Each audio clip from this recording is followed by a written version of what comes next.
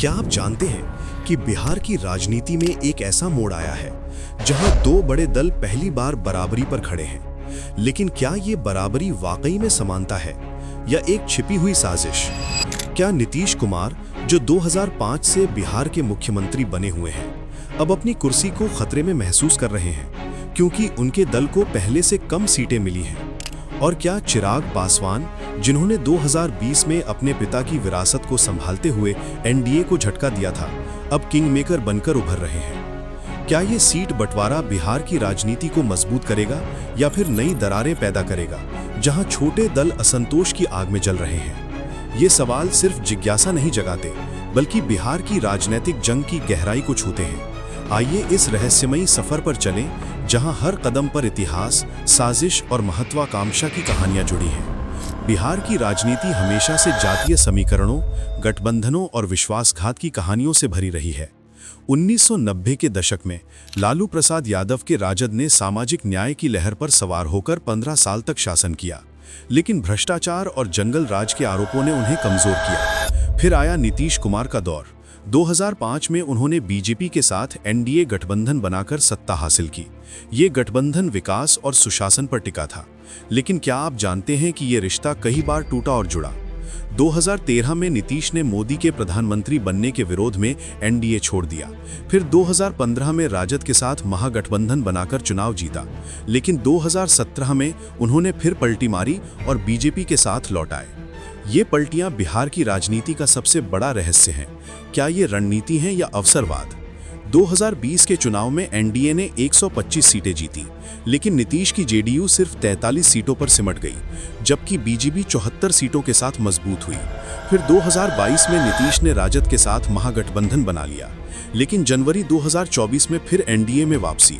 ये उतार चढ़ाव बताते हैं कि बिहार में कोई गठबंधन स्थायी नहीं, हर चुनाव एक नई साजिश लाता है। एनडीए की स्थापना 1998 में हुई, जब बीजेपी ने क्षेत्रीय दलों के साथ मिलकर केंद्र में सरकार बनाई। बिहार में ये गठबंधन 2005 से मजबूत हुआ, लेकिन नीतीश की पलटियों ने इसे कमजोर किया। 2022 में नीतीश के जाने से एनडीए कमजोर हुआ, लेकिन 2024 में उनकी वापसी ने इसे फिर मजबूत किया। आज एनडीए में बीजेपी, जेडीयू, एलजेपी, आरवी, हम एस और आरएलएम शामिल हैं, लेकिन रहस्य ये है, छोटे दल जैसे हम और आरएलएम को सिर्फ 6 सीटें मिली, जबकि वे ज्यादा मांग रहे थे। जीतन राम मांझी, जो दलित नेता हैं और 2014 में मुख्यमंत्री रह चुके हैं, ने 15-20 सीटें मांगी, लेकिन मिली सिर्फ 6। क्या ये उनके लिए अपमान है? इसी तरह उपेंद्र कुशवाहा, जो कुशवाहा समुदाय के नेता हैं, को भी 6 सीटें। क्या एनडीए बड़े दलों पर निर्भर हो रहा है? अब आते हैं मुख्य रहस्य पर। 12 अक्टूबर 2025 को दिल्ली में एनडीए की बैठक के बाद सीट बंटवारे की घोषणा। बीजेपी और जेडीयू दोनों को 101 सीटें, पहली बार बराबरी, जो 2005 के बाद नया है। चिराग पासवान की एलजेपी को 29 सीटें, उपेंद्र कुशवाहा की आरएलएम को 6, जीतन राम मांझी की हम एस को 6। ये बंटवारा सौहार्दपूर्ण बताया गया, लेकिन पीछे की कहानी शॉकिंग है। जेडीयू ने 2020 में 115 सीटें लड़ी थीं, अब 14 कम। क्या नीतीश की पकड़ ढीली हो रही है?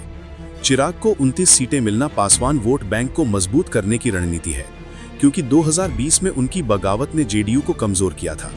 लेकिन प्रतिक्रियाएं खुलासा करती हैं कि सब कुछ ठीक नहीं।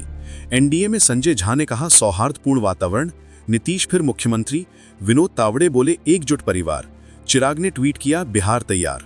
लेकिन मांझी का असंतोष चौंकाने वाला। पहले संतोष जताया, फिर कहा कम सीट है, परिणाम हो सकते हैं। विपक्ष में राजद के एजाज अहमद ने कहा, बीजेपी ने चिराग के आगे घुटने टेके, जेडीयू को धोखा। पप्पू यादव बोले, साजिश पूरी। प्रशांत किशोर की जनसुराज ने ठगबंधन कहा। महागठबंधन में बंटवारा अनिश्चित, लेकिन राजद, कांग्रेस, वामपंथी मजबूत। ये बंटवारा राजनीतिक निहितार्थों से भरा है। एनडीए को एकता मिली, लेकिन जेडीयू की कम सीटें नीतीश को कमजोर कर सकती हैं। चिराग की भूमिका बढ़ी, जो दलित वोट ला सकते हैं। छोटे दलों का असंतोष टूटन पैदा कर सकता है। चुनाव में मुद्दे, रोजगार, बाढ़, विकास। क्या एनडीए बहुमत पाएगा या फिर महागठबंधन की लहर आएगी? जनसुराज, एआईआईएम जैसी पार्टियां वोट काट सकती हैं। बिहार की राजनीति अप्रत्याशित है, ये चुनाव नया इतिहास लिखेगा। तो दोस्तों, ये थी बिहार चुनाव 2025 के सीट बंटवारे के पीछे की अब तक की असली कहानी। सत्ता, रणनीति और शतरंज की वो बाजी जहां हर चाल सोची समझी थी। अब सवाल बस एक है क्या जनता फिर वही चेहरा चुनेगी या फिर इतिहास बदल जाएगा? अगर आपको ये वीडियो जानकारी पूर्ण लगा हो तो लाइक करें, शेयर करें और नीचे कमेंट में बताइए आपके हिसाब से 2025 में बिहार की गद्दी पर कौन बैठेगा। फिर मिलते हैं अगले वीडियो में एक और सच, एक और कहानी के साथ। तब तक याद रखिए, राजनीति में कुछ भी स्थायी नहीं होता, सिर्फ हित होते हैं जो वक्त के साथ बदल जाते हैं।